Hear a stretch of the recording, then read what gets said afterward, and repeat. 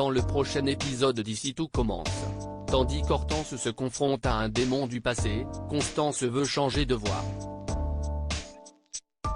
Jasmine est quant à elle démoralisée. Attention, les paragraphes qui suivent contiennent des spoilers sur l'épisode d'Ici tout commence diffusé demain soir sur TF1. Si vous ne voulez rien savoir, ne lisez pas ce qui suit. Jeudi 28 avril dans Ici tout commence. Hortense se confronte à un démon du passé. Hortense étant introuvable depuis la veille, Daniel et Mehdi sont donc allés à la gendarmerie pour signaler sa disparition. Malheureusement, les gendarmes ont refusé de lancer un avis de recherche puisque la jeune femme est majeure.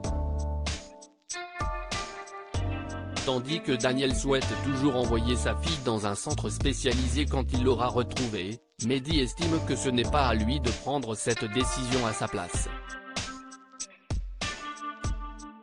Daniel a beau expliquer qu'il s'agit de la seule solution pour elle de s'en sortir, Mehdi s'emporte et lui dit ses 4 vérités. Pendant ce temps, Gaëtan croise Hortense dans les rues de Calvière. Il a pris de prévenir ses parents ainsi que ses amis pour les rassurer. Cependant, elle refuse car elle éprouve le besoin d'être seule. Au cours de la discussion, Hortense fait un léger malaise. Comme elle refuse d'aller voir Constance, le professeur de sport l'emmène chez lui pour garder un œil sur elle.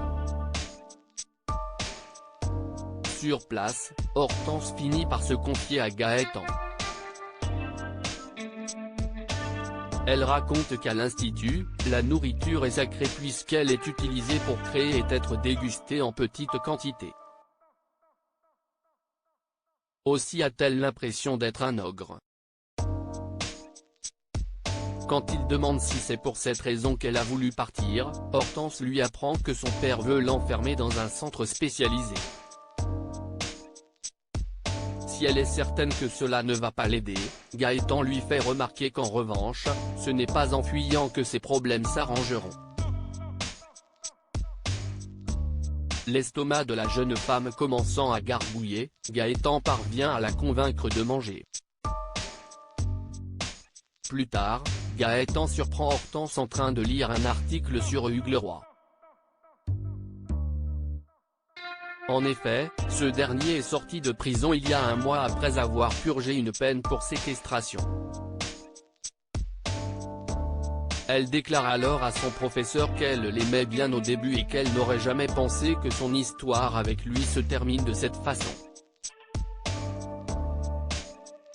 De son côté, Gaëtan lui rappelle qu'Hugues était un manipulateur avant d'ajouter qu'elle a été courageuse de porter plainte contre lui. Même si tout cela est désormais derrière elle, Hortense se dit que ses crises de boulimie sont peut-être revenues à cause de lui. Dans la mesure où elle envisage de confronter Hugues, Gaëtan lui fait remarquer qu'elle n'est pas en état de le voir, d'autant que c'est un homme dangereux. Avant qu'il ne parte pour assurer son cours, Gaëtan lui fait donc promettre de rester là jusqu'à son retour. Pendant son cours de sport, Gaëtan apprend à Mehdi qu'Hortense est chez lui et assure qu'elle va bien. Toutefois, en arrivant au mobile home, il découvre qu'elle est partie en laissant ses affaires. Craignant qu'elle soit allée rendre visite à Hugues, Mehdi s'empresse de l'appeler. Cette dernière lui fait alors croire qu'elle est juste sortie prendre l'air puis certifie qu'elle sera bientôt de retour. En réalité, Hortense sonne chez Hugues. Constance veut changer de voie dans la matinée. Constance regarde les guitares sur le net car elle a repéré des stages dans la région cet été et s'est dit que cela pouvait être l'occasion de s'y remettre.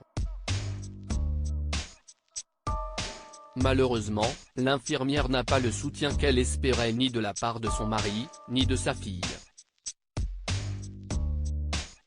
Cependant, Constance a réalisé que la guitare faisait partie de son passé et confie plus tard à Zachary qu'elle veut désormais se tourner vers l'avenir. Celui-ci s'engage alors à trouver autre chose pour lui permettre de se vider la tête. Par la suite, Landiras met la touche finale à une pavlova, une ancienne création à lui. À l'époque, le chef pâtissier avait créé ce dessert en pensant à une femme qu'il aimait. Aujourd'hui, il est en train de retomber amoureux d'elle. Le problème, c'est qu'elle est déjà mariée. Pour sa part, Constance rapporte à Clotilde qu'elle envisage de changer de métier. En effet, Constance a compris qu'aider les gens lui a demandé de nombreux sacrifices et qu'elle a maintenant besoin d'autre chose. Si elle n'est pas encore sûre d'elle, elle est néanmoins certaine que cela pourrait lui faire du bien. Jasmine est démoralisée au double A, Lisandro convoque l'ensemble de l'équipe pédagogique pour discuter du bal de promo de l'Institut. Tout le monde est partant sauf Tessier qui n'entend pas y participer car il représente l'autorité. De leur côté, Anaïs et Salomé ont obtenu gain de cause mais Jasmine fait toujours la tête car elle continue de reprocher à Salomé de vouloir s'approprier tout son travail. Immédiatement, Anaïs prend la défense de son amie en lançant que ce n'est pas du tout son genre. Contrariée, Jasmine se livre ensuite auprès d'Axel.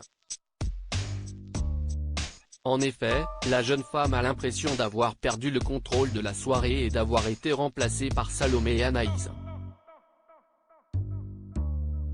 Malheureusement, les désillusions continuent de s'enchaîner lorsque le neveu Tessier lui indique qu'il n'assistera pas au bal pour éviter de passer pour un arriviste. Peu après, Jasmine rentre à la coloc et s'épanche sur l'épaule de Greg. Selon lui, ce n'est pas parce qu'Axel ne vient pas au bal qu'il ne se passera jamais rien entre eux. Toutefois, elle n'est pas certaine d'être son style mais Greg garantit qu'elle est sublime.